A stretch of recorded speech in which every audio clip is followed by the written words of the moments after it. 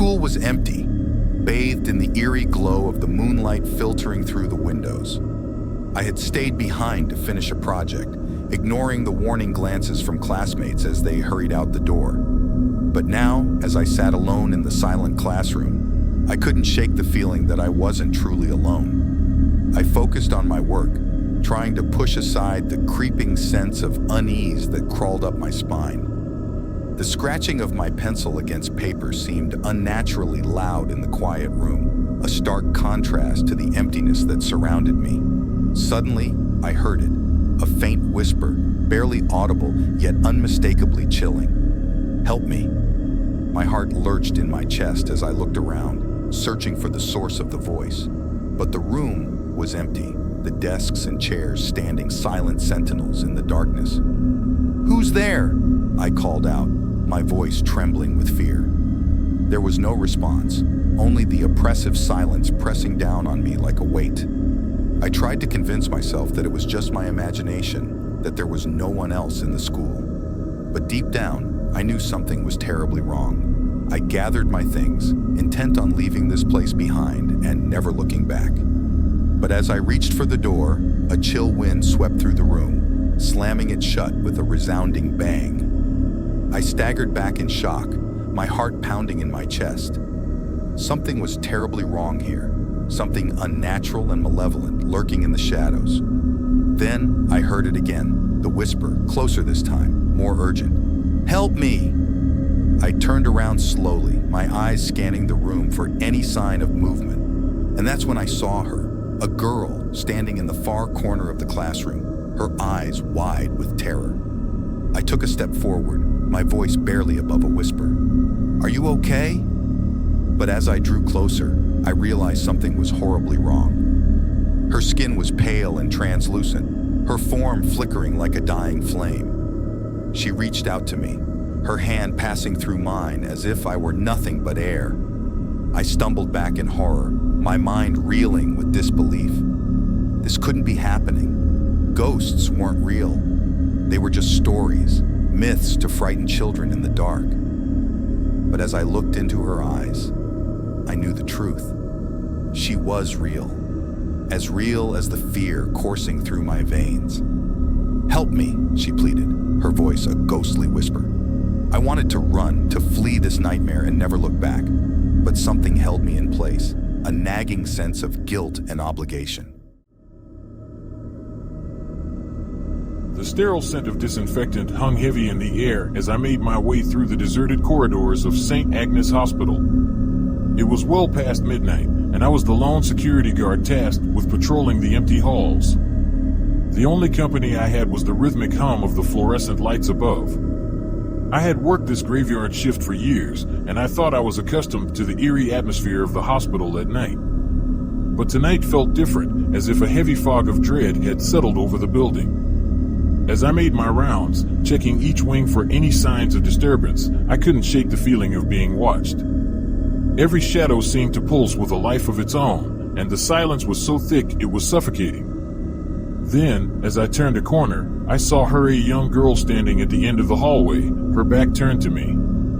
My heart leaped into my throat as I called out to her, but she didn't respond. I approached cautiously, my footsteps echoing off the walls. "Hey, are you lost?" I asked, my voice trembling with uncertainty. Still, she didn't move or acknowledge my presence. With each step I took, the feeling of unease gnawed at me, but I pressed on, determined to ensure the safety of the hospital. As I drew closer, I noticed something strange about the girl. Her hospital gown was stained with dark patches, and her hair hung limply around her shoulders. But it was her eyes that sent a shiver down my spine. They were empty, devoid of any emotion or life. "Miss, are you all right?" I asked again, my voice barely above a whisper. Suddenly, she turned to face me, and I recoiled in horror. Her face was twisted in a grotesque expression, her mouth stretched impossibly wide in a silent scream. I stumbled backwards, my heart racing with fear. This couldn't be real. It had to be a trick of the light or a figment of my imagination. But as I tried to flee, I felt something grab hold of my ankle, a cold, clammy hand reaching up from the darkness below. I screamed, kicking and thrashing as I tried to break free from its grasp. With a sudden burst of strength, I tore myself away and sprinted down the hallway, my heart pounding in my chest. I could hear the sound of footsteps echoing behind me, growing louder with each passing second. I didn't dare to look back, knowing that whatever was chasing me was not human. I could feel its presence looming over me, a malevolent force fueled by the darkness of the night. Finally, I reached the safety of the security office and slammed the door shut behind me, panting and gasping for breath. I locked it with trembling hands, praying that whatever had been stalking me wouldn't be able to break through. But as I peered out the window, I saw the figure of the girl standing in the darkness, her empty eyes fixed on me with a haunting intensity. And in that moment, I knew that the horrors of St. Agnes Hospital were far more real than I had ever imagined.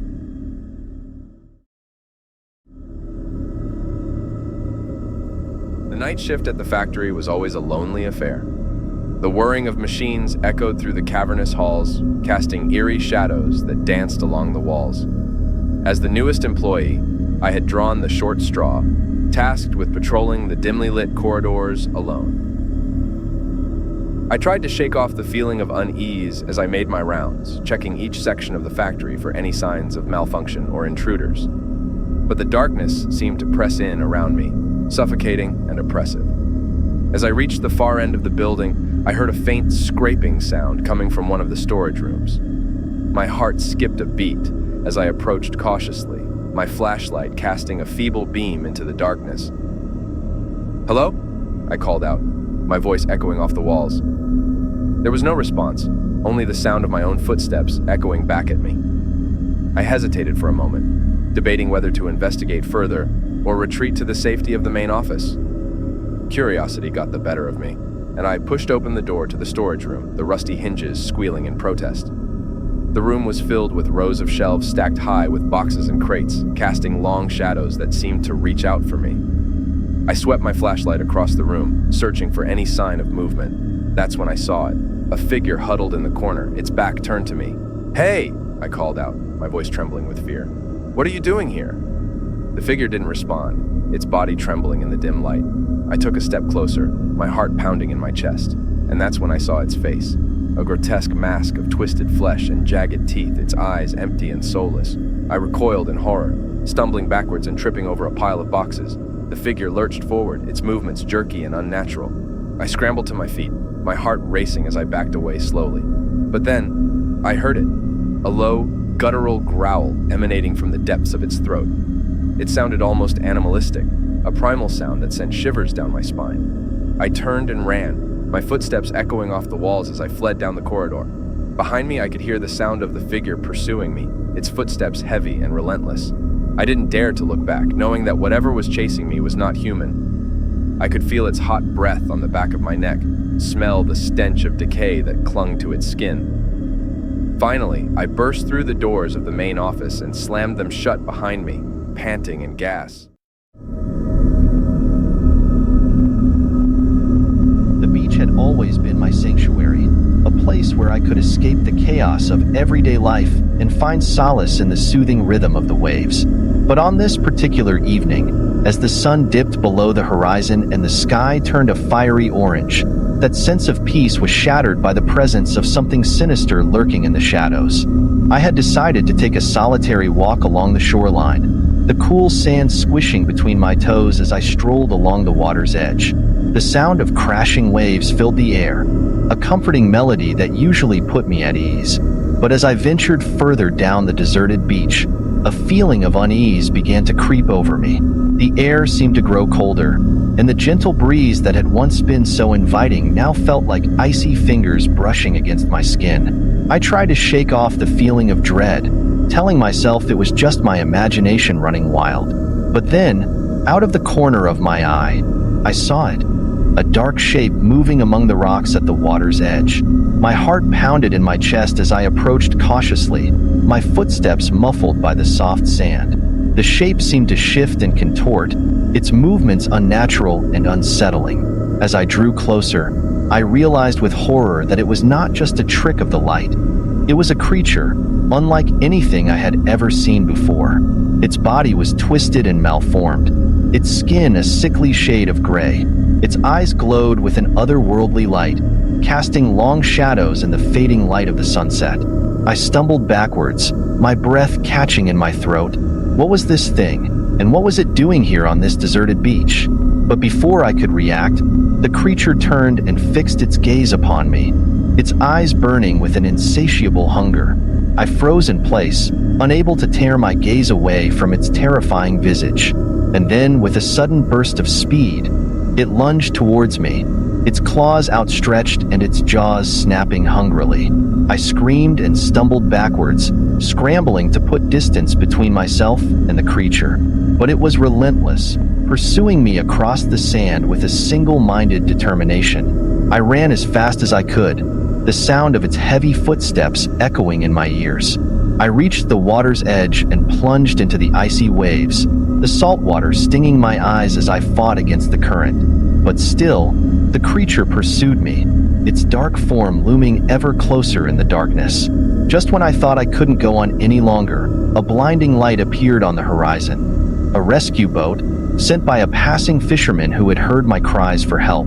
As the boat pulled me to safety, I glanced back at the beach, half expecting to see the creature lurking in the shadows. But it was gone, vanished into the darkness like a nightmare fading with the dawn. As I collapsed onto the deck of the boat, gasping for breath, I knew that I would never forget the terror of that night on the beach. And though I had escaped with my life, I couldn't shake the feeling that the creature was still out there, waiting for its next unsuspecting victim.